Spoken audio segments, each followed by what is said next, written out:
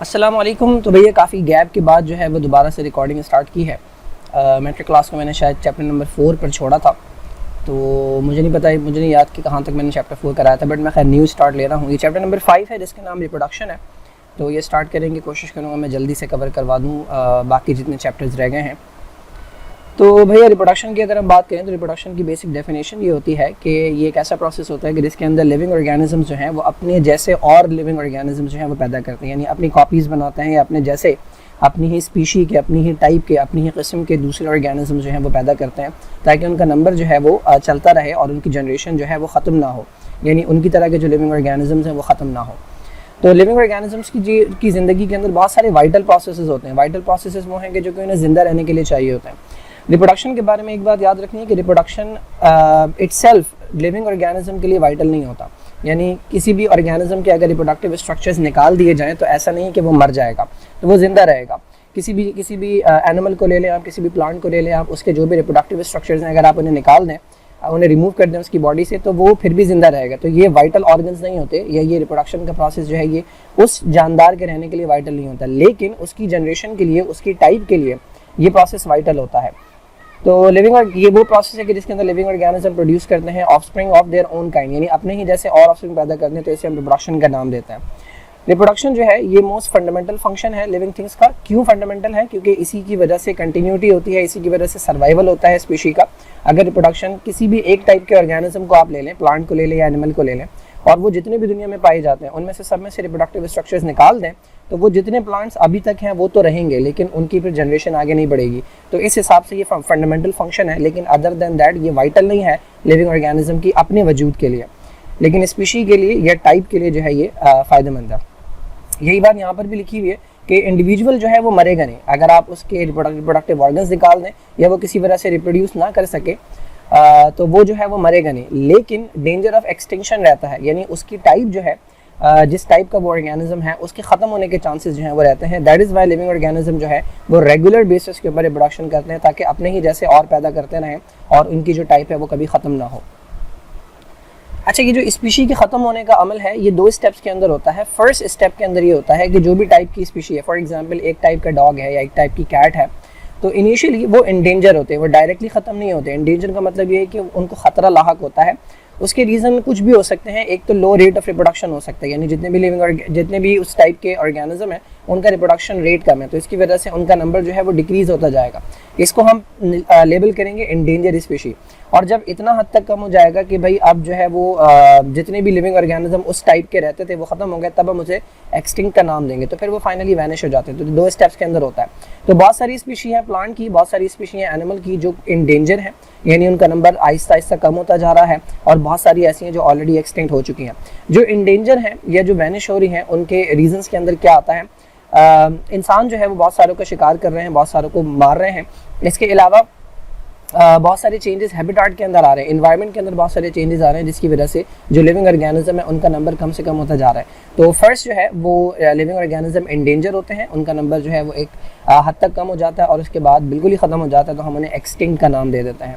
तो ये था रिप्रोडक्शन का थोड़ा सा बेसिक ओवरव्यू कि रिप्रोडक्शन वो प्रोसेस है कि जिसके अंदर अपने ही जैसे और ऑर्गेनिज्म पैदा होते हैं, और ये उस ऑर्गेनिज्म के ज़िंदा रहने के लिए ज़रूरी नहीं है, लेकिन उसकी जो टाइप है, उसकी जो स्पीशी है, उनके ज़िंदा रहने के लिए लाजमी अमल होता है ना। रिप्रोडक्शन जो है अगर हम बात करें, यानी नंबर ऑफ ऑर्गेनिज्म इंक्रीज़ करने की बात करें या नंबर ऑफ सेल के इंक्रीज़ करने की बात करें, तो ये हमारे पास 2 तरीके से होता है। एक होता है प्रोसेस जिसको हम एसेक्सुअल रिप्रोडक्शन का नाम देते हैं, और दूसरा हमारे पास प्रोसेस है जिसको हम सेक्सुअल रिप्रोडक्शन का नाम देते हैं। 2 तरह की रिप्रोडक्शन की टाइप है ना। दोनों के दरमियान बुनियादी डिफरेंस जो है वो कुछ है, उनको डिस्कस कर लेते हैं ना। सबसे पहले एसेक्सुअल रिप्रोडक्शन की अगर हम बात करें तो ये वो टाइप की रिप्रोडक्शन है कि जिसके अंदर फ्यूजन नहीं होता, किसका? मेल और फीमेल के गैमेट्स का, यानी मेल और फीमेल के अंदर जो एक ख़ास तरह के सेल्स बनते हैं, एक ख़ास तरह के छोटे से स्ट्रक्चर्स बनते हैं जिनको हम गैमेट्स का नाम देते हैं या इन्हें हम सेक्स सेल्स का नाम देते हैं। इनका अगर फ्यूजन हो रहा है तो वो सेक्सुअल रिप्रोडक्शन है, और इनका अगर फ्यूजन नहीं हो रहा तो वो एसेक्सुअल रिप्रोडक्शन है। तो अगर एसेक्सुअल रिप्रोडक्शन के अंदर इनका फ्यूजन नहीं होगा तो डिफरेंस के अंदर हम आ जाएंगे। तो सेक्सुअल रिप्रोडक्शन के अंदर फ्यूजन होता है किसका? मेल और फीमेल गैमेट्स का। यहीं से हमारे पास दूसरा डिफरेंस आता है। दूसरा डिफरेंस ये है कि जब फ्यूजन नहीं हो रहा, इसका मतलब दोनों की ज़रूरत नहीं है, तो एसेक्सुअल रिप्रोडक्शन के अंदर सिर्फ सिंगल पेरेंट जो है वो इन्वॉल्व होता है। कोई एक पेरेंट होता है, उसी के थ्रू जनरेशन आगे बढ़ जाती है। जबकि सेक्सुअल रिप्रोडक्शन के अंदर चूंकि दोनों का फ्यूजन होना है, मेल से भी कुछ आना है, फीमेल से भी कुछ आना है, तो 2 पेरेंट्स जो हैं वो रिक्वायर्ड है। और ना सिर्फ 2 पेरेंट्स बल्कि ऑपोजिट सेक्स के, यानी एक को मेल होना पड़ेगा और एक को फीमेल होना पड़ेगा। तो ऑपोजिट सेक्स के 2 पेरेंट्स जो हैं वो इन्वॉल्व होते हैं। तीसरा जो डिफरेंस है एसेक्सुअल रिप्रोडक्शन का, वो ये है कि एसेक्सुअल रिप्रोडक्शन में जो ऑफस्प्रिंग्स होते हैं वो एग्जैक्टली सिमिलर होते हैं टू देयर पेरेंट। यानी जैसा पेरेंट होगा, क्योंकि इसके अंदर एक पेरेंट रिक्वायर्ड है, तो जैसा पेरेंट होगा, ठीक है, उसके जो ऑफस्प्रिंग बनेंगे वो भी वैसे ही बनेंगे और एग्जैक्टली सिमिलर होता है। सेक्सुअल रिप्रोडक्शन के अंदर जो ऑफस्प्रिंग होते हैं वो एग्जैक्टली सिमिलर नहीं होते to any of the parent. यानी इसके अंदर 2 पेरेंट रिक्वायर्ड है, एक मेल हो गया, ठीक है, और एक फीमेल हो गई। तो कुछ जो इन्फॉर्मेशन है वो यहाँ से आएगी, कुछ इन्फॉर्मेशन यहाँ से आएगी। तो ऐसा नहीं हो सकता कि जो नया ऑर्गेनिज्म बन रहा है वो बिल्कुल ही मेल जैसा बन जाए, यानी एक पेरेंट जैसा, या बिल्कुल ही फीमेल जैसा बन जाए। तो वो इन दोनों का कुछ मिक्सचर होता है और कुछ इसके अंदर चेंजेस होते हैं, कुछ पुरानी चीज़ें होती हैं, कुछ नई चीज़ें आपको देखने को मिलती हैं। तो बिल्कुल सिमिलर जो है वो एसेक्सुअल रिप्रोडक्शन के अंदर मिलता है, सेक्सुअल रिप्रोडक्शन के अंदर कभी भी सिमिलर नहीं मिलता एग्जैक्टली। अच्छा, चौथी बात यह है कि ऑर्गेनिज्म जो है वो जेनेटिकली सिमिलर होते हैं to each other as well to their parents.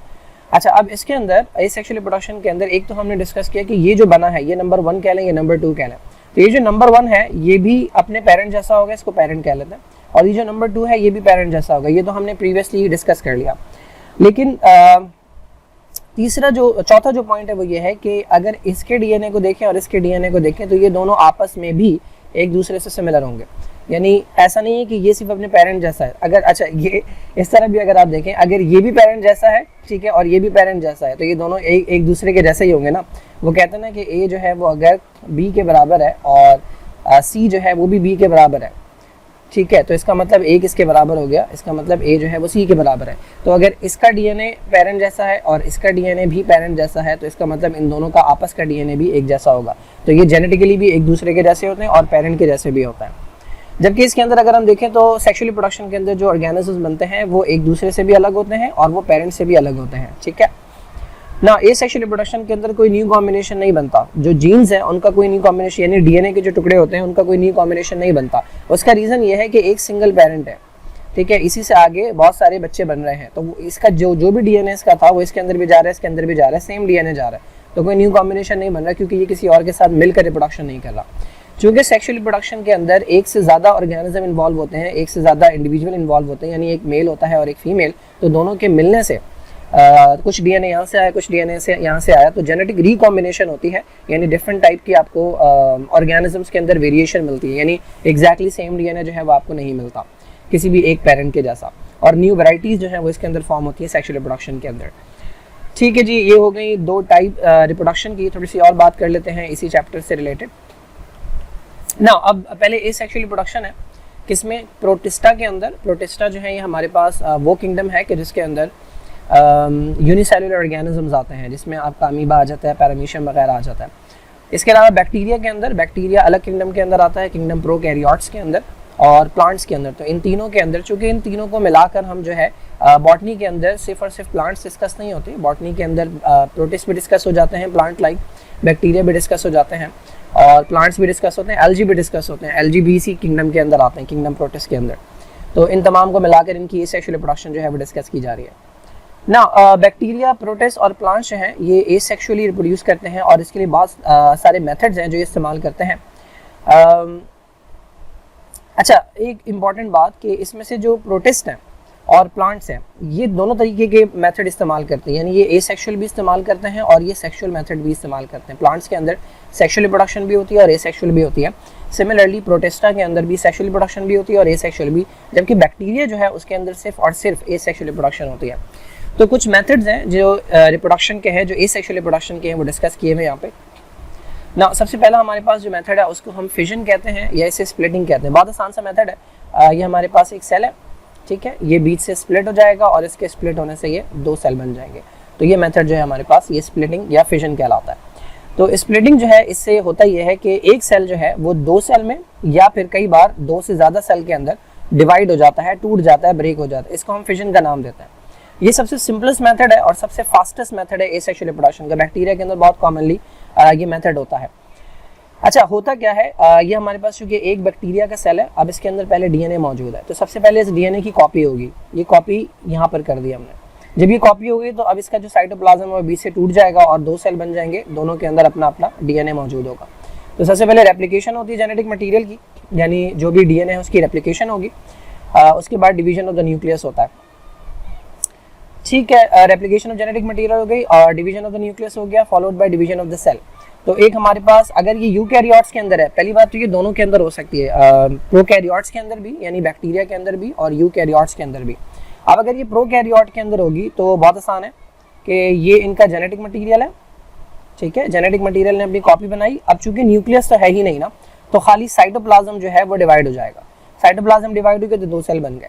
लेकिन अगर यही मेथड यूकैरियोट के अंदर हो, यूकैरियोट वो होते हैं कि जिनके अंदर प्रॉपर न्यूक्लियस मौजूद होता है, तो अगर ये यूकैरियोट के अंदर होगा तो अब इसके अंदर जो डीएनए है सबसे पहले वो कॉपी होगा, कॉपी होने के बाद पहले न्यूक्लियस डिवाइड करेगा और जब न्यूक्लियस डिवाइड हो जाएगा उसके बाद साइटोप्लाज्म डिवाइड करेगा, ठीक है।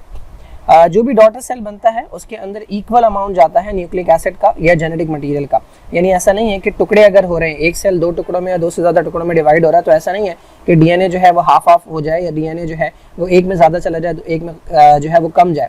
डीएनए की पूरी कॉपी होती है और जितने भी टुकड़े बनेंगे, जितने भी सेल बनेंगे, तो उनके अंदर बराबर बराबर डीएनए जाता है ना। फिजन जो है इसकी दो टाइप्स होती हैं, एक को हम कहते हैं बाइनरी, बहुत आसान है, बाइनरी के अंदर दो टुकड़े होते हैं यानी एक से डिवाइड होकर दो बनते हैं, और एक को हम कहते हैं मल्टीपल फिजन ना। बाइनरी फिजन वो फिजन है कि जिसके अंदर एक सेल डिवाइड होता है, दो डॉटर सेल बनता है। ये होता है ड्यूरिंग फेवरेबल कंडीशन, यानी जब बैक्टीरिया के पास या जो भी ऑर्गेनिज्म ये काम कर रहा है उसके पास इनफ अमाउंट फूड का होता है, ऑक्सीजन मौजूद होती है अगर उसे चाहिए, टेम्परेचर जो है वो उसके मुताबिक होता है, पीएच उसके मुताबिक होती है, तो ये फेवरेबल कंडीशंस के अंदर होता है। बैक्टीरिया के अंदर फेवरेबल कंडीशंस कौन सी, उसके मुताबिक टेम्परेचर, उसके मुताबिक न्यूट्रिशन, मॉइस्चर उसके मुताबिक हो, तो एक बैक्टीरियम डिवाइड हो जाता है दो बैक्टीरिया के अंदर, जिसके अंदर 20 मिनट लगता है। यानी अगर आप एक बैक्टीरिया को रखें तो 20 मिनट के अंदर ये 2 हो जाएंगे, ठीक है, अगले 20 मिनट के अंदर ये 4 हो जाएंगे, अगले 20 मिनट के अंदर ये 8 हो जाएंगे, और इस तरह से नंबर जो है हर 20 मिनट के अंदर मल्टीप्लाई होता रहेगा, ठीक है। तो अगर आपने 100 रखे हैं तो 20 मिनट के अंदर ये 200 हो जाएंगे, अगर आपने 1000 रखे हैं तो 20 मिनट के अंदर ये 2000 हो जाएंगे, ठीक है। तो ये बहुत फास्टेस्ट मेथड है बैक्टीरिया के अंदर रिप्रोडक्शन जो है वो मेनली इसी तरीके से होती है, ठीक है। तो ये हमारे पास बाइनरी फिजन है। मल्टीपल फिजन जो है उसके अंदर एक सेल जो है, एक मदर सेल जो है वो डिवाइड होता है और दो से ज़्यादा सेल बनते हैं। ये इन्होंने बाइनरी फिजन शो किया हुआ है, ये बैक्टीरिया का सेल है, ये अपना जेनेटिक मटेरियल जो है वो रेप्लिकेट कर रहा है। यहाँ पर जेनेटिक मटेरियल जब रेप्लिकेट हो गया तो उसके बाद ये दो अलग अलग हो गए जेनेटिक मटेरियल, और अभी ये एक ही सेल है, फिर इसका साइटोप्लाज्म डिवाइड हो गया तो ये दो सेल के अंदर कन्वर्ट हो गया ना। मल्टीपल फिजन के अंदर एक सेल से 2 या 3 जो है हमारे पास वो सेल बनेंगे। अगेन वही प्रोसेस होगा, जहाँ जेनेटिक मटेरियल की 2 कॉपीज बन रही थी वहाँ 3 बन जाएंगी या 4 बन जाएंगी, और सेल जहाँ 2 टुकड़ों में डिवाइड हो रहा था वहाँ पे 3 या 4 में डिवाइड हो जाएगा, तो ये मल्टीपल फिजन होता है ना। बडिंग की अगर हम बात करें तो बडिंग जो है ये भी एक मेथड है एसेक्सुअल रिप्रोडक्शन का। इस एसेक्सुअल रिप्रोडक्शन के मेथड के अंदर होता यह है कि जो पेरेंट सेल होता है, जो एक सेल है जो डिवाइड होना चाह रहा है, उससे एक स्मॉल ग्रोथ निकलती है, उस ग्रोथ को हम बर्ड का नाम देते हैं। वो बर्ड आहिस्ता आहिस्ता बड़ी होती जाती है और उसके बाद एक पॉइंट के बाद वो अपने जो पेरेंट सेल है उससे डिटैच हो जाती है, ठीक है, और उस नई बर्ड से एक नया ऑर्गेनिज्म बन जाता है। तो ये बहुत कॉमन है यीस्ट के अंदर। यीस्ट जो है ये एक टाइप के फंजाई होते हैं जो कि यूनिसेलुलर होते हैं। तो ये यीस्ट का एक सेल है, ये इसका न्यूक्लियस है। अच्छा, यीस्ट जो है ये यूकैरियोटिक है, यानी इसके अंदर प्रॉपर न्यूक्लियस आपको नजर आता है। तो ये जो सेंटर में बना हुआ है ये यूकैरियोटिक न्यूक्लियस है, ठीक है, ये यीस्ट का सेल है। अब देखें सबसे पहले न्यूक्लियस से एक बर्ड जा रही है, क्योंकि डीएनए तो कॉपी होकर जाएगा ही ना। तो डीएनए कॉपी हुआ और कॉपी होने के बाद न्यूक्लियस का एक टुकड़ा अलग हो गया। अब जहाँ न्यूक्लियस का टुकड़ा गया था उसके अराउंड साइटोप्लाज्म आ गया, इसको आपने बर्ड का नाम दिया। अब ये बर्ड आहिस्ता आहिस्ता बड़ी हुई और एक पॉइंट आया कि इसके और पेरेंट के दरमियान जो कनेक्शन है, ये छोटा सा कनेक्शन, ये खत्म हो जाएगा और ये एक नए यीस्ट के सेल के अंदर कन्वर्ट हो जाएगी, यानी इससे एक नया यीस्ट का ऑर्गेनिज्म बन जाएगा। कई बार ऐसा भी होता है कि बर्ड्स जो हैं वो पेरेंट की बॉडी के साथ अटैच रहती हैं, तो आपको ये मल्टी सेलुलर ऑर्गेनिज्म जैसा लगता है, लेकिन ऐसा नहीं है। ये समझे 4 यीस्ट के सेल्स हैं जो कि एक साथ रह रहे हैं। तो ये टाइप भी एसेक्सुअल रिप्रोडक्शन के अंदर आती है ना। स्पोर्ट्स भी एक तरीका है एसेक्सुअल रिप्रोडक्शन का। स्पोर्ट्स के जरिए बहुत सारे ऑर्गेनिजम्स के अंदर जो है वो रिप्रोडक्शन होती है। फंजाई जो कि यूकैरियोटिक ऑर्गेनिज्म है उनमें भी स्पोर फॉर्मेशन होती है, एल्गी के अंदर भी स्पोर फॉर्मेशन होती है, प्लांट्स के अंदर भी एसेक्सुअल रिप्रोडक्टिव स्ट्रक्चर जो है वो स्पोरेंजियम डेवलप होता है। तो डिफरेंट ऑर्गेनिज्म है जिनके अंदर स्पोर्स बनते हैं ना। स्पोर्स जो हैं ये प्रोड्यूस होते हैं एक तरह की बॉडी के अंदर, एक तरह के ख़ास स्ट्रक्चर के अंदर, जिसको हम स्पोरेंजियम का नाम देते हैं। जैसे हमारा घर है, घर के अंदर जो है वो खाना जो बनता है वो एक हिस्से में बनता है जिसको हम किचन का नाम देते हैं, ठीक है। बिल्कुल इसी तरह पूरी बॉडी के अंदर स्पोर्स नहीं बनते, बल्कि एक खास तरह का स्ट्रक्चर बनता है, उस रिप्रोडक्टिव स्ट्रक्चर को हम नाम देते हैं स्पोरेंजियम का। स्पोरेंजियम जो है, स्पोरेंजियम सिंगल है और स्पोरेंजियम मल्टीपल है। स्पोरेंजियम के अंदर बहुत सारे स्पोर्स बनते हैं, वो सारे स्पोर्स यूनिसेलुलर होते हैं। अच्छा, स्पोर्स जो है ये बहुत स्मॉल भी होते हैं और लाइट भी होते हैं, तो इसी वजह से ये विंड के जरिए, हवा के जरिए जो है ये डिस्पर्स हो जाते हैं, फैल जाते हैं। स्पोर्स के अराउंड जो है वो थिक और रेजिस्टेंट वॉल्स होती हैं, यानी ऐसी वॉल्स होती हैं जो कि अंदर के मटेरियल को प्रोटेक्ट करके रखती हैं। इसी वजह से ये अनफेवरेबल कंडीशंस को सर्वाइव कर जाते हैं, यानी जब प्लांट्स को लगता है कि अब अनफेवरेबल कंडीशंस आ रही हैं तो वो स्पोर्स बना देता है। स्पोर कुछ भी नहीं होता, एक न्यूक्लियस है, ठीक है, ये न्यूक्लियस है, इसके अराउंड साइटोप्लाज्म है, ठीक है, और उसके अराउंड ये समझ लिया दीवार है, ये थिक वॉल्स हैं। अब इन थिक वॉल्स के अंदर जो है वो जो भी मटेरियल है वो सेव है। ये थिक वॉल ऐसे समझिए जैसे कोकोनट है, कोकोनट के ऊपर जो वॉल्स होती हैं बड़ी थिक होती है और अंदर का मटेरियल जो है वो सेफ रहता है। तो बिल्कुल इसी तरह से स्पोर जो है ये तमाम अनफेवरेबल कंडीशंस जो होती हैं, खाना नहीं है, पानी नहीं है, पीएच अच्छी नहीं है, टेम्परेचर बहुत ज़्यादा है, तो उन तमाम कंडीशंस के अंदर स्पोर पड़े रहते हैं। इसके अंदर के मटेरियल को कुछ भी हार्म नहीं होता, कुछ नुकसान नहीं होता, क्योंकि ये जो वॉल्स हैं ये इसे प्रोटेक्ट कर रही होती हैं। और जब कंडीशंस फेवरेबल हो जाती हैं तो ये वॉल्स जो है ये ब्रेक हो जाती हैं और इसमें से नया ऑर्गेनिज्म जो है ये फॉर्म हो जाता है। यहाँ पर नीचे ये स्पोर फॉर्मेशन शो की गई है फंजाई के अंदर। फंजाई की बॉडी को माइसीलियम कहते हैं, जो कि बारीक बारीक धागों से बनती है, जिसको हम हाइफे कहते हैं। तो ये हाइफे हैं, एक ख़ास तरह के हाइफे होते हैं जो कि ऊपर की तरफ बनते हैं, यानी ये सरफेस के ऊपर है, ठीक है, और फिर ये हवा में बनते हैं, ऊपर की तरफ उठते हैं। इनके ऊपर जो है वो एक ख़ास तरह की बॉडी बनती है जिसको स्पोरेंजियम कहते हैं। इसको नाम देते हैं स्पोरेंजियोफोर का। ये जो डंडी है इसको स्पोरेंजियोफोर कहते हैं और ये स्पोरेंजियम है। इस स्पोरेंजियम के अंदर जो है वो स्पोर फॉर्मेशन होती है और जब स्पोर बन जाते हैं तो इसकी दीवार बर्स्ट हो जाती है और ये हवा के जरिए फैल जाते हैं। जहाँ पर भी ये गिरेगा, अगर कंडीशन अच्छी हुई तो वहाँ पर एक नया फंगस बन जाएगा, और अगर कंडीशन अच्छी नहीं हुई तो ये पड़ा रहेगा, और जब दोबारा से फेवरेबल कंडीशंस आएंगी तो ये फंगस के अंदर कन्वर्ट हो जाएगा। ओके, स्पोर फॉर्मेशन के बाद बात कर लेते हैं वेजिटेटिव प्रोपेगेशन की, राइट ना। वेजिटेटिव प्लांट के दो तरह के पार्ट्स होते हैं। एक पार्ट जो है वो वेजिटेटिव पार्ट होता है जो कि नॉन रिप्रोडक्टिव होता है, जिसका काम रिप्रोडक्शन नहीं होती, और एक रिप्रोडक्टिव पार्ट होता है। वेजिटेटिव पार्ट के अंदर आपका रूट आ जाता है, स्टेम आ जाता है, लीव्स आ जाते हैं। रिप्रोडक्टिव पार्ट के अंदर अगर हम डेवलप प्लांट्स की बात करें तो उसमें फ्लावर जो है वो आपका रिप्रोडक्टिव पार्ट होता है, जिसका काम रिप्रोडक्शन है। तो vegetative means non reproductive part. इसके अंदर थैलस आ जाता है जो प्लांट की बॉडी होती है, रूट आ जाता है, स्टेम आ जाता है, लीफ आ जाता है। तो नॉर्मली इसका काम जो है वो रिप्रोडक्शन नहीं है, यानी इससे न्यू प्लांट्स जो है वो डेवलप नहीं होते। लेकिन अगर इनमें से कोई पार्ट जो है वो डेवलप हो जाए न्यू प्लांट के अंदर, तो इस टाइप की रिप्रोडक्शन को हम नाम देते हैं वेजिटेटिव प्रोपेगेशन का। ना ये जो भी पार्ट्स हैं ये सूनर और लेटर सेपरेट हो जाते हैं पेरेंट प्लांट से, and these specialised vegetative organs they are very different morphologically. अगर आप देखेंगे, जैसे कि अगर मैं बात करूं कि कोई पार्ट ऐसा है जो कि वेजिटेटिव प्रोपेगेशन के अंदर काम कर रहा है, तो वो है ज़मीन के नीचे, लेकिन वो आम रूट से आपको डिफरेंट नज़र आएगा। सिमिलरली वो आम स्टेम से, आम लीव से जो है वो डिफरेंट नज़र आएगा। और इनमें आमतौर पे एक या एक से ज़्यादा बर्ड मौजूद होती हैं, जिससे आपको न्यू प्लांट जो है वो देखने को मिलता है। तो उसकी कुछ एग्जांपल दी हुई हैं। ये वेजिटेटिव पार्ट्स के अंदर रनर आ जाता है। रनर जो है ये स्टेम होते हैं, जिस तरह स्टोलन है और रनर है, ये दोनों स्टेम होते हैं जो हॉरिजॉन्टली रन करते हैं और इनसे जो है वो न्यू प्लांट्स डेवलप हो जाते हैं। तो रनर जो है ये ग्रास के अंदर और स्ट्रॉबेरी के अंदर देखने को मिलता है। स्टोलन जो है ये मिंट पुदीने के पौधे में मिलता है। राइजोम, जो जिंजर है आपका, वो बेसिकली राइजोम है, उससे जो है वो न्यू प्लांट्स फॉर्म हो सकते हैं। जो आपकी अनियन है वो, और आपका जो गार्लिक है उसको बल्ब कहते हैं, इनसे भी न्यू प्लांट्स जो हैं वो फॉर्म हो सकते हैं। जो आपका पोटैटो है वो स्टेम ट्यूबर कहलाता है, इनसे न्यू प्लांट्स फॉर्म हो सकते हैं। अच्छा, एक चीज़ जो मैं यहाँ पर एक्सप्लेन करना चाहूँगा वो ये है कि प्लांट और वेजिटेबल के अंदर फ़र्क क्या होता है। तो बहुत सारे हमारे जो आम लोग हैं वो मिक्सअप करते हैं, लेकिन बायोलॉजिकली अगर आप देखें, प्लांट नहीं, फ्रूट एंड वेजिटेबल के अंदर क्या फ़र्क होता है। तो 90% लोगों को ये बात नहीं पता कि फ्रूट हर उस चीज़ को कहेंगे जो ओवरी से बनती है, ठीक है। प्लांट के अंदर हमारे पास जो फीमेल पार्ट होता है जिसको हम गाइनोशियम कहते हैं, उसमें स्टिग्मा होता है, उसमें स्टाइल होता है और उसमें ओवरी होती है, और इस ओवरी के अंदर हमारे पास ओव्यूल जो है वो मौजूद होता है।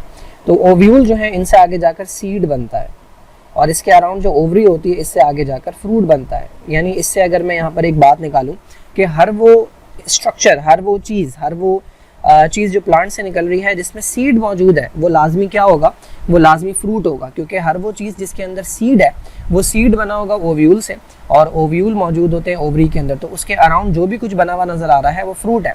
तो फॉर एग्जांपल अगर मैं पूछूं आपसे कि जो खीरा है, क्यूकम्बर जिसे कहते हैं, वो क्या है, तो बहुत सारे लोग कहेंगे कि वो वेजिटेबल है, जबकि एक्चुअली वो एक फ्रूट है। क्यों फ्रूट है? क्योंकि उसके अंदर सीड मौजूद है, और सीड मौजूद होने का मतलब ये है कि वो ओव्यूल से बने हुए हैं, और उसके अराउंड जो भी स्ट्रक्चर आपको ग्रीन कलर का नज़र आ रहा है जो आप खाते हैं वो फ्रूट है, वो ओवरी से बना हुआ है। तो इसी तरह से टोमेटो जो है वो भी एक फ्रूट है। क्यों? क्योंकि उसके अंदर सीड मौजूद है जो कि ओव्यूल से बने हुए हैं, और उसके अराउंड का जो स्ट्रक्चर है वो ओवरी से बना हुआ है। तो ओवरी से जो भी चीज़ बनती है वो फ्रूट होता है। तो जिस चीज़ के अंदर भी आपके सीड मौजूद हैं वो सारे के सारे फ्रूट हैं, वो वेजिटेबल नहीं है। वेजिटेबल असल में फ्लावर के अलावा कोई ऐसा पार्ट प्लांट का जो एडिबल है, जो खाने के लायक है, जो हम खाते हैं, वो वेजिटेबल कहलाता है। तो इसके अलावा हर वो स्ट्रक्चर जिसके अंदर सीड मौजूद नहीं है। अब कुछ लोग कहेंगे कि बनाना के अंदर सीड नहीं होता, बनाना के अंदर सीड नहीं होता, बट वो बनता उसी से है, ओवरी से बनता है, तो वो सीडलेस फ्रूट के अंदर आता है, वो अलग कैटेगरी है। लेकिन अगर प्लांट का कोई पार्ट है जैसे कि रूट है या स्टेम है या लीफ है, वो अगर आप खा रहे हैं तो उसे आप वेजिटेबल की कैटेगरी के अंदर लेकर आते हैं, जिसके अंदर आपकी जो है वो पोटैटो आ जाता है। पोटैटो जो है ये असल में एक स्टेम है। इसी तरह से जिंजर है, जिंजर जो है ये बेसिकली एक रूट है। यहाँ पर जो मेंशन किया है rhizome is a type of root, तो जिंजर जो है ये आप एक्चुअली रूट खा रहे होते हैं। स्टेम जो है पोटैटो जो है ये एक्चुअली आप स्टेम खा रहे होते हैं। तो स्टेम हो गया, रूट हो गई, या कोई लीव्स हो गए, मॉडिफाइड लीव्स हो गए, तो ये अगर आप खा रहे हैं तो ये आते हैं उस कैटेगरी के अंदर जिसको आप वेजिटेबल का नाम देते हैं। अदर देन दैट हर वो चीज़ जिसके अंदर सीड मौजूद है वो ओवरी से बना हुआ है, और ओवरी जो है उससे बनी हुई चीज़ जो है वो फ्रूट कंसिडर की जाती है बायोलॉजिकली। आप लोकली आप उसे कुछ भी कहना चाहें, लेकिन बायोलॉजिकली वो फ्रूट है। तो ये प्लांट के पार्ट्स हैं कि जिनके अंदर भी एबिलिटी होती है कि इनसे न्यू प्लांट जो है डेवलप हो सकता है। तो ये भी एक तरह की रिप्रोडक्शन है, और ये एसेक्सुअल रिप्रोडक्शन है, तो इसीलिए इसको हम नाम देते हैं वेजिटेटिव प्रोपिगेशन का। ना वेजिटेटिव रिप्रोडक्शन जो है वो इसलिए होती है क्योंकि इनके अंदर बहुत ज़्यादा एक्यूमुलेशन हुई होती है फूड की, तो बहुत ज़्यादा फूड इसके अंदर मौजूद होता है, रिजर्व फूड, और यही वजह है कि इसके अंदर ताकत होती है कि ये न्यू प्लांट्स जो हैं वो डेवलप कर सकें। तो ये कुछ एग्जांपल दी हुई हैं। ये रनर है हमारे पास, ये स्टोलन है हमारे पास, ये जो नज़र आ रहा है आपको जो कनेक्ट कर रहा है ये स्टोलॉन है, स्टोलॉन भी कहते हैं, स्टोलन भी कहते हैं। ये रनर है, ये हॉरिजॉन्टल स्टेम जो आपको नज़र आ रहा है ये आपके रनर है। इसके अलावा ये दो वैरायटीज़ और, एक सेकर है और एक ऑफसेट है। मैं दिखा देता हूँ एक दो आपको। अच्छा, इधर अगर आप देखें तो ये पूरा जो स्ट्रक्चर है जिसको आप प्याज कहते हैं या जिसको आप लहसन कहते हैं, तो ये बल्ब है, ठीक है। तो इस बल्ब से यहाँ पे ये पौधे निकले हुए हैं। तो इस बल्ब को अंदर से काट के दिखाया, अंदर में ये इस तरह से नज़र आता है। अब इसके अंदर ये कुछ बर्ड्स हैं, लैटरल बर्ड्स इन्हें कहते हैं हम, ठीक है। इन लैटरल बर्ड्स के अंदर ये ताकत होगी कि इनसे और जो है इस तरह की बल्ब जो है वो बन सके। तो प्याज को जब आप लगाते हैं काट के ऊपर से आप पत्ते काट लेते हैं और लगा लेते हैं, तो उसके अंदर अगर बर्ड्स मौजूद होती हैं तो उससे नई प्याज जो है वो बन जाती है। तो ये वेजिटेटिव प्रोपिगेशन के अंदर आता है। दूसरी एग्जांपल ये जिंजर की ले लें, ठीक है। ये राइजोम है जो आप खाते हैं, जिसको आप अदरक कहते हैं, तो इसके अंदर भी बर्ड्स मौजूद होती हैं। तो इसके अंदर ये एबिलिटी होती है कि इससे न्यू प्लांट्स जो हैं वो डेवलप हो सकते हैं, ठीक है। ये भी वेजिटेटिव प्रोपिगेशन है। ये रनर है, ये जो आपको नज़र आ रहे हैं ये रनर है, यानी स्टोलोन भी कहते हैं। इनमें भी एबिलिटी होती है, इनमें ना नोड्स मौजूद होते हैं, यानी पॉइंट्स मौजूद होते हैं, वहाँ पे बर्ड्स होती हैं, और इनके अंदर ये एबिलिटी होती है कि वहाँ से न्यू प्लांट्स डेवलप हो सकें। ये देखें यहाँ पे बर्ड है, ठीक है, यहाँ से नया प्लांट जो है वो डेवलप हो जाएगा। ट्यूबर्स जो पोटैटो है आपका, इन्हें ट्यूबर्स कहते हैं। इनके अंदर बहुत ज़्यादा स्टोर्ड फूड होती है, और इसके अंदर भी बर्ड्स मौजूद होती हैं, और इन बर्ड्स से न्यू प्लांट्स जो है वो फॉर्म हो सकते हैं। तो ये तमाम जो है ये वेजिटेटिव प्रोपिगेशन के अंदर आता है, ठीक है। नेक्स्ट इसके बाद डिफरेंस दिया हुआ है दो चीज़ों के दरमियान, एक वेजिटेटिव प्रोपिगेशन है और एक आर्टिफिशियल प्रोपिगेशन है। तो देखिए, वेजिटेटिव प्रोपिगेशन जो है ये एक नेचुरल प्रोसेस है, ठीक है। नेचुरली खुद ब खुद ये काम हो रहा है, ये इंसान नहीं करवा रहे, उसके अंदर ये एबिलिटी है कि उसमें से नेचुरली जो है ये काम हो सकता है। क्या है भाई? ओके, तो ये एक नेचुरल डेवलपमेंट है विदाउट ह्यूमन एफर्ट, जबकि आर्टिफिशियल प्रोपिगेशन ये होती है कि आप कोई पार्ट काट के उससे नया प्लांट लगाएं, तो फिर वो जो इंसानों की मुदाखलत जब हो जाएगी तो उसे हम आर्टिफिशियल प्रोपिगेशन का नाम देंगे। अच्छा, नेचुरल वेजिटेटिव प्रोपिगेशन जो है वो रूट के ज़रिए, स्टेम के ज़रिए या लीव्स के ज़रिए होती है। आर्टिफिशियली प्रोपिगेट जब हम करते हैं, यानी जब हम कोशिश करते हैं कि न्यू फॉर्म करें विदाउट रिप्रोडक्टिव पार्ट, तो उसके अंदर हम या तो सेल्स का इस्तेमाल करते हैं या टिश्यूज़ का इस्तेमाल करते हैं, या स्टेम काट के लगाते हैं, ठीक है। डायरेक्टली नहीं होता, हम स्टेम्स कट करके उसको जिसको हम कटिंग का भी नाम देते हैं कि एक स्टेम जो है वो आपने प्लांट का काट के लगाया तो वो प्लांट जो है वो ग्रो कर जाता है और उससे फिर नई जो ब्रांचेस हैं वो बन जाती हैं। अच्छा, और क्या डिफरेंसेस है भाई? स्टेम की एग्जांपल इन्होंने दी हुई है कि रनर्स जो हैं ये ग्रो करते हैं हॉरिजॉन्टली अबव द ग्राउंड। मैंने बताया वो स्टेम जो हॉरिजॉन्टली अबव द ग्राउंड जो है वो ग्रो करेंगे उन्हें रनर्स कहते हैं हम। रूट्स जो हैं, new plant emerge out of the swollen modified root known as tuber. तो ट्यूबर जो है हमारे पास उसमें से न्यू रूट्स निकल आती हैं। लीव्स की अगर हम बात करें तो जो पेरेंट प्लांट है उससे डिटैच हो जाते हैं लीव्स और उससे नया प्लांट डेवलप हो जाता है। तीनों एग्जांपल्स दी हुई हैं कि किस तरह से वेजिटेटिव प्रोपगेशन में स्टेम, रूट या लीव से जो है वो न्यू प्लांट डेवलप होता है। जबकि आर्टिफिशियल प्रोपगेशन के अंदर एक मेथड होता है जिसको टिश्यू कल्चर कहते हैं, ये मैं आगे एक्सप्लेन करूँगा। एक मेथड कटिंग का होता है, ग्राफ्टिंग का होता है, लेयरिंग है, बडिंग है। ठीक है, और कुछ नहीं है यहाँ पे। तो ये था हमारे पास natural methods of asexual reproduction. ठीक है, इसके बाद vegetative propagation in plants. Okay, यहाँ पर वेजिटेटिव प्रोपगेशन के अंदर वही चीज़ें डिस्कस की हुई हैं कि स्टेम के ज़रिए कैसे होता है, सकर के ज़रिए कैसे होता है एंड लीव्स के ज़रिए कैसे होता है। तो न्यू प्लांट्स जो हैं ये प्रोड्यूस किए जा सकते हैं वेजिटेटिव स्ट्रक्चर से, हम ऑलरेडी बात कर चुके हैं। अब इन्होंने बताया कि स्टेम के ज़रिए कैसे हो सकता है। तो बहुत सारे प्लांट्स के अंदर ऐसा होता है कि स्टेम में जो है वो बर्ड होती है, जैसे अनियन के अंदर है, डैफोडिल्स के अंदर है, स्ट्रॉबेरीज़ के अंदर है। अब इनका जो स्टेम होता है उससे न्यू ऑफस्प्रिंग जो है वो फॉर्म हो सकती हैं ना। इस टाइप के स्टेम्स जो हैं वो ये रिप्रोड्यूस कर सकते हैं और इन स्टेम्स को डिफरेंट नामों से जो है वो जाना जाता है। जैसे रनर्स मैंने आपको बताया था कि जो स्टेम ग्राउंड के ऊपर है, ये ज़मीन है तो ज़मीन के ऊपर जो स्टेम है ये रनर्स कहलाते हैं। बल्स मैंने आपको बताया जैसे अनियन के अंदर है, राइजोम होते हैं, ट्यूबर्स होते हैं, सक्कर्स होते हैं। तो ये डिफरेंट वैरायटी स्टेम्स की है। रनर भी स्टेम है, बल्स भी स्टेम है, राइजोम भी, ट्यूबर्स भी और सक्कर्स भी, डिफरेंट वैरायटी हैं स्टेम्स की। और इन स्टेम्स के ज़रिए जो है वो न्यू प्लांट्स जो हैं वो फॉर्म हो सकते हैं, यानी वेजिटेटिव प्रोपगेशन स्टेम के थ्रू। लीव्स की अगर हम बात करें तो कुछ लीव्स ऐसे होते हैं कि जिनके अंदर बर्ड्स होती हैं, जैसे कि ये लीफ आपको नज़र आ रहा है। ब्रायोफाइलम जो है ये एक तरह के प्लांट्स होते हैं, इनके अंदर यहाँ पर ये बर्ड्स मौजूद होती हैं जो छोटी छोटी नज़र आ रही हैं। ये जो बर्ड्स हैं इनसे एडवेंटिशियस रूट्स निकलती हैं। एडवेंटिशियस रूट जो है वो बारीक बारीक सी रूट्स होते हैं। जब ये ज़मीन पर गिरते हैं तो इनसे रूट निकल आते हैं। जब रूट निकल आएंगे तो वो एब्जॉर्प्शन का काम करेंगे और उससे पूरा का पूरा जो इंडिपेंडेंट प्लांट है वो डेवलप हो सकता है। सक्कर्स जो हैं इनको हम रूट स्प्राउट्स भी कहते हैं। ये प्लांट के स्टेम होते हैं जो बर्ड से निकल कर आते हैं। तो ये जो आपको नज़र आ रहा है यहाँ पे बीच में से निकला हुआ ये सकर है। तो सकर्स के अंदर भी एबिलिटी होती है कि ये पूरे के पूरे प्लांट के अंदर कन्वर्ट हो सकते हैं। वो कौन से प्लांट है कि जिनके अंदर सकर्स का इस्तेमाल किया जाता है, सकर्स के थ्रू जो है वो ग्रोथ होती है। तो एप्पल का प्लांट इसके अंदर आता है, एल्म का प्लांट आता है, बनाना ट्री है। इन तमाम के अंदर जो है वो सकर्स के ज़रिए ये अपनी जो प्रोपगेशन है वो सकर्स के ज़रिए करते हैं। तो ये डिफरेंट टाइप के स्टेम्स हैं और लीव्स हैं कि जिनके ज़रिए नेचुरली वेजिटेटिव प्रोपगेशन होती है ना। कुछ बात आर्टिफिशियल वेजिटेटिव प्रोपगेशन की कर लेते हैं, यानी जिसके अंदर ह्यूमन जो है वो मुदाखलत करते हैं। तो प्लांट्स के अंदर यूनिक फीचर ये है कि इनके अंदर ग्रोइंग या एम्ब्रियोनिक सेंटर जो है वो बर्ड की फॉर्म में मौजूद होते हैं।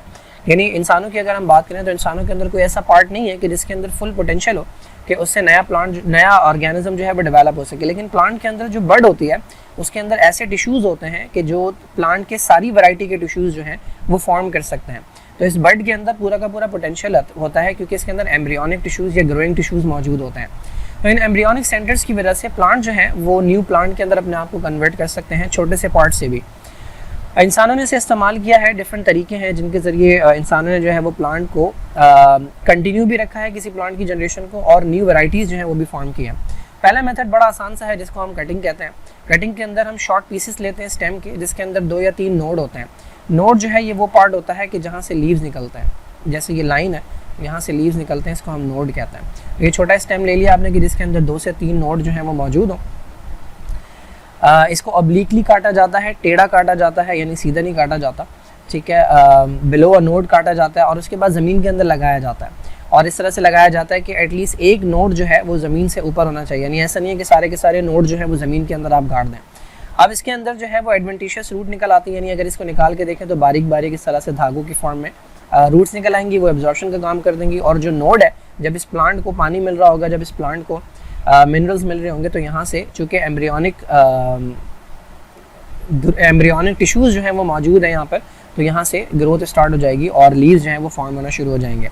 तो ये तो बहुत कॉमन मेथड है जो कि प्लांट्स की प्रोपगेशन के लिए किया जाता है। चूँकि ये काम नेचुरली नहीं हो रहा, ये काम हम कर रहे हैं, तो ये आर्टिफिशियल प्रोपगेशन के अंदर या artificial methods of asexual reproduction के अंदर आता है। दूसरा मेथड जो कि इसी तरह का है लेकिन थोड़ा सा डिफरेंट है, वो ये है जिसको हम ग्राफ्टिंग कहते हैं। ग्राफ्टिंग के अंदर एक नहीं बल्कि दो प्लांट्स जो हैं वो काम में लिए जाते हैं। इसमें करते ये हैं कि एक डिज़ायर्ड वैरायटी यानी जो हमें चाहिए उस प्लांट से एक सेक्शन निकालते हैं और उसको दूसरे प्लांट के अंदर लगा देते हैं, जिसका वेल एस्टैब्लिश रूट सिस्टम होता है।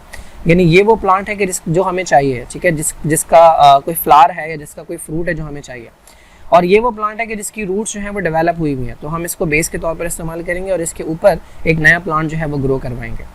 तो जिस प्लांट की आप ब्रांच लेते हैं उसे सायन का नाम देते हैं, ठीक है, सायन। और जिस प्लांट में आप ज्वाइन करते हैं यानी ये वाला जो है, इसको हम स्टॉक का नाम देते हैं।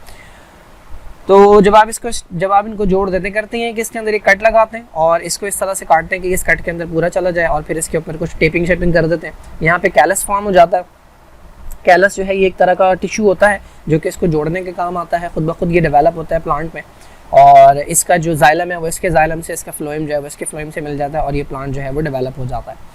तो इस तरह से होता ये है कि मिक्सिंग भी की जाती है। जो रोज़ के डिफरेंट कलर्स जो हैं वो आपको मिलते हैं, जैसे कि पिंक है तो वाइट और रेड रोज़ जो है उसको मिलाकर आप पिंक जो है वो प्रोड्यूस कर सकते हैं। ऑरेंज की वैराइटीज़ हैं, लाइम की वैराइटीज़ हैं, मैंगो की वैराइटीज़ हैं, वो इस तरह से ग्राफ्टिंग के ज़रिए डेवलप की जाती हैं।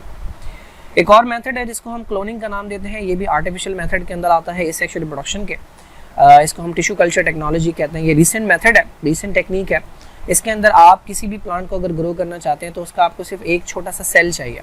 प्लांट के अंदर एक सेल में भी ये एबिलिटी होती है कि उससे आप पूरा का पूरा नया प्लांट डेवलप कर सकते हैं।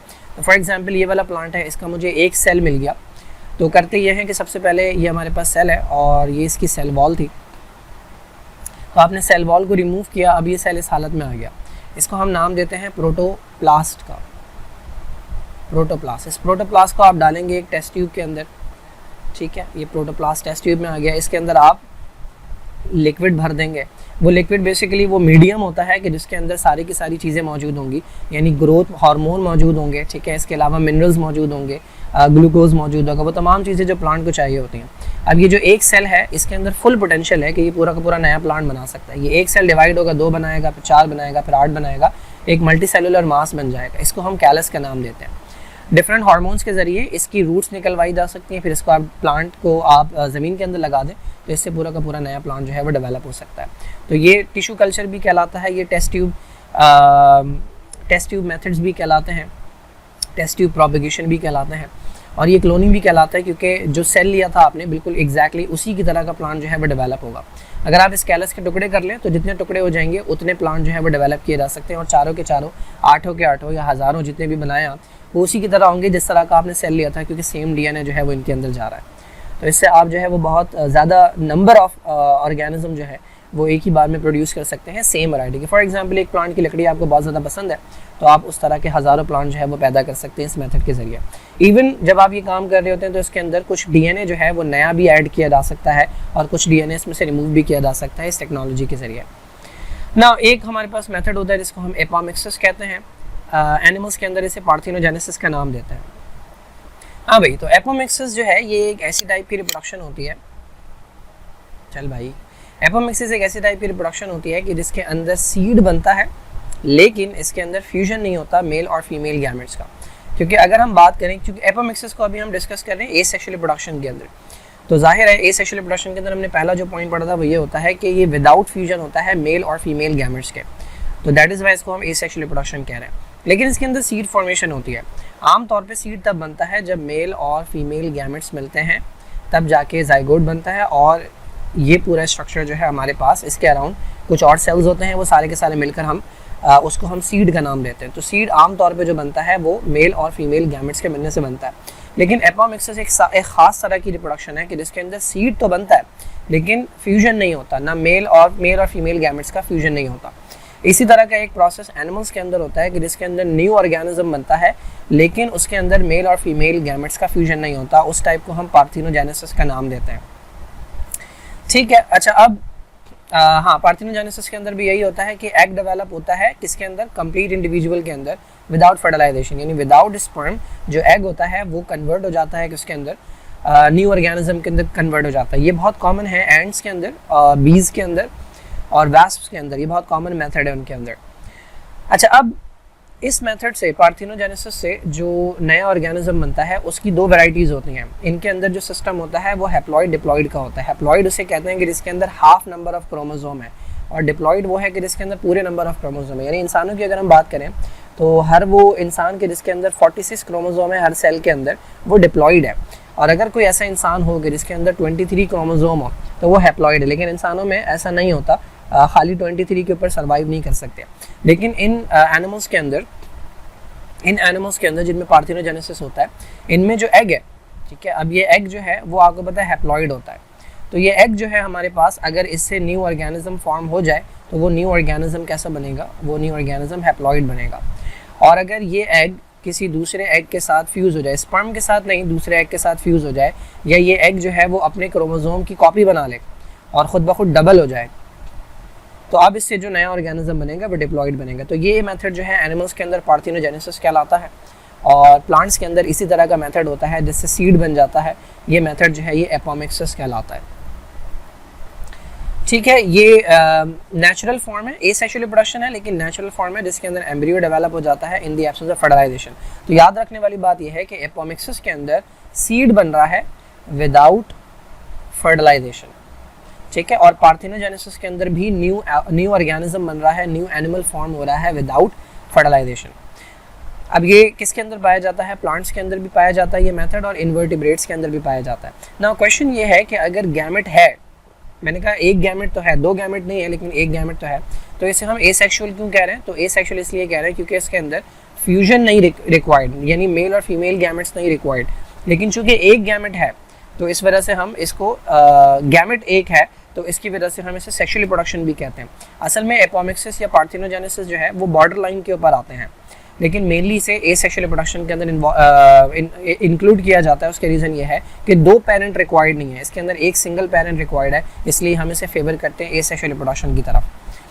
दूसरी बात, एसेक्सुअल रिप्रोडक्शन इसे इसलिए भी कहते हैं क्योंकि इसके अंदर न्यू वैरायटी नहीं बनती, इसके अंदर न्यू जेनेटिक कॉम्बिनेशन नहीं होता, बल्कि सेम तरह के ऑर्गेनिज्म जो है वो फॉर्म होते हैं। तो इसी वजह से इसे एसेक्सुअल रिप्रोडक्शन कंसिडर किया जाता है। तो फिलहाल इस लेक्चर के अंदर यहीं तक रखते हैं, नेक्स्ट लेक्चर में इंशाल्लाह इसे कंटिन्यू करेंगे।